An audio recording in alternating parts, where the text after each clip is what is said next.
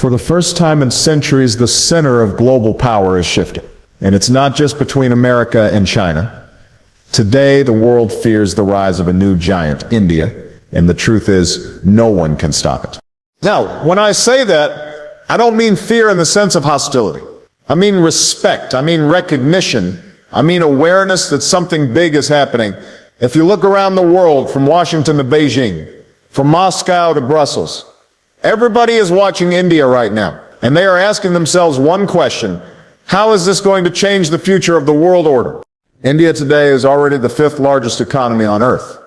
Not long ago, it was behind Britain, the very country that once ruled over it. But now India has moved ahead, and if growth continues at the current pace, if India can sustain 6 to 7% GDP growth year after year, by 2030 it is expected to become the 3rd largest economy, behind only the United States and China. That is an extraordinary achievement for a nation that was once considered a poor developing country.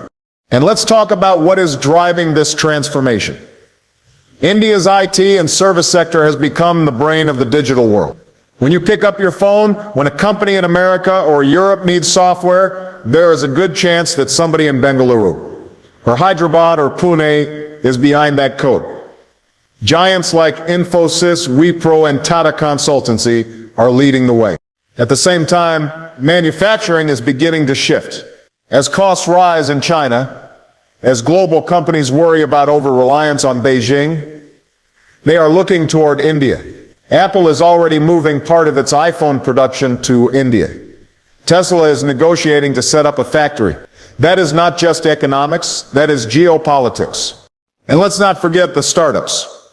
India now has the 3rd largest startup ecosystem in the world, after the US and China. Every year, new unicorns are born in fintech, edtech, healthcare, and green energy. And behind this is a growing middle class, hundreds of millions of people entering the consumer economy, buying cars, smartphones, homes. Global companies cannot ignore that kind of market. Now, numbers are important, but the real story of India is not just in its GDP, it's in its people. India today is the most populous country on earth, with more than 1.43 billion citizens. But here is the real difference. The median age is just 28 years old. Compare that to China or the United States, where the average age is around 38. In Europe, it's even older. That means while the rest of the world is getting old, India is still young. And that youth is not just in numbers, it's in skills. Every year, India produces more than 1.5 million engineers, doctors, scientists, innovators. By 2030, 1 out of every 4 new workers in the global economy will come from India. Think about that for a moment. A quarter of the world's new workforce from one country. This manpower is also reflected in defense. India has more than 1.4 million active soldiers. It is the 2nd largest standing army in the world. It has nuclear weapons, it has a growing navy that is projecting power into the Indian Ocean. And it has a space program that has landed near the South Pole of the moon, something only a handful of nations have achieved.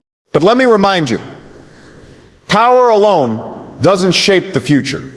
Leadership does.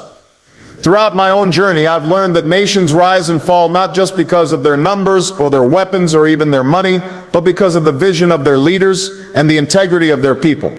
That is why I put together a book called The Leadership Blueprint. It's not just for presidents or prime ministers. It's for teachers, entrepreneurs, community leaders, anyone who wants to learn how to build vision, communicate with impact, and lead with integrity. Whether you're in Delhi, Washington, or Nairobi, leadership is the one force that can truly change your destiny. Now, let's talk about diplomacy, because this is where India has surprised the world.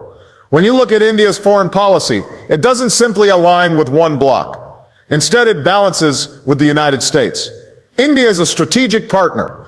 It is part of the Quad, along with Japan and Australia, working to secure the Indo-Pacific and counter China's growing influence. India has signed defense deals with Washington worth billions of dollars. At the same time, India maintains deep ties with Russia. It buys more than 40% of its military hardware from Moscow.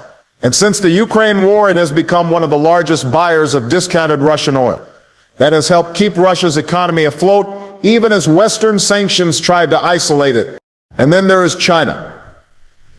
Relations are tense. There are border clashes along the Himalayas. There is competition for influence in Asia, in Africa, in the Indian Ocean. But at the same time, China is India's second largest trading partner. That is a complicated relationship, rivalry and partnership in the same breath. India also has strong ties with the Gulf states for energy security and with Africa, where it is investing in infrastructure, healthcare, and technology. In many African countries, India is seen as a friendlier alternative to China's Belt and Road projects. On the global stage, India is a leader in the G20, in BRICS, and it has long pushed for a permanent seat on the United Nations Security Council. What this means is simple. India has shown it can talk to Washington, Moscow, and Beijing all in the same week. It can balance competing interests without becoming anyone's puppet. And that is what real strategic independence looks like. Now, if we step back and look at the broader picture, we see comparisons. China for decades was the story of unstoppable growth. But today, China faces a slowing economy, massive debt, a property crisis, and an aging population. Its authoritarian model also faces global pushback. India, by contrast, presents itself as a democratic alternative. Messy at times, noisy at times, but still a democracy with free elections, a vibrant press, and an independent judiciary. That gives India a kind of moral weight that China lacks. The United States is still the largest economy and the most powerful military in the world, but it knows it cannot face the challenges of the 21st century alone. Climate change, terrorism, artificial intelligence, supply chains, these are global issues. And so America sees India as a natural partner, not just to balance China, but to help shape the future. Russia, meanwhile, is struggling. After invading Ukraine, it has faced sanctions, isolation, and battlefield setbacks. And yet, it leans on India as a customer, a friend who will still take its oil, still buy its weapons. That gives India leverage. Africa and the Middle East are also in this equation. Both regions are rich in resources and young populations. Both are becoming battlegrounds of influence between China and India. The Gulf is critical for India's energy, and Africa is where India is investing in trade, education, and technology. But beyond the economy, beyond the manpower, beyond the diplomacy, there are hidden strengths. India has nuclear weapons. It has a space program that is now respected worldwide. Chandrayaan-3 was not just a scientific achievement. It was a statement that India belongs in the club of space powers. India is also a leader in digital technology.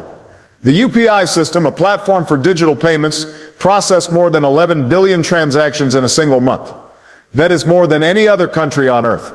It shows how India can leapfrog old systems and create its own solutions. In energy, India is investing heavily in renewables. It has a target of reaching 450 gigawatts of renewable capacity by 2030. It is one of the biggest investors in solar and wind power. That matters in a world fighting climate change. And then there is soft power. Bollywood films, watched across the globe, yoga practiced in homes from Los Angeles to Tokyo, an Indian diaspora of more than 18 million people, who are not only citizens of other nations, but also leaders, CEOs of Microsoft, Google, IBM, and so many others. So why does the world fear India's rise? It's not fear in the sense of war. It's the recognition that India is not going to follow anyone else's script. The West worries about losing dominance. China worries about a democratic rival rising right next door. India's independence, its refusal to fully align with any one bloc, means that it plays by its own rules. And that makes it unpredictable. It challenges the old structures of power where the United States and China were expected to be the two poles. Instead, we are moving toward a multipolar world, where India will stand as a center of gravity in its own right. The question then is no longer if India will rise. The question is how the world will adapt when it does. Because in the end, the rise of India is not just India's story. It is a story about how billions of people with resilience and determination can reshape the world. And it is a story that teaches us all. If you want to change your destiny, you must learn to lead. That is the lesson. That is the truth. And that is why the world is watching India now.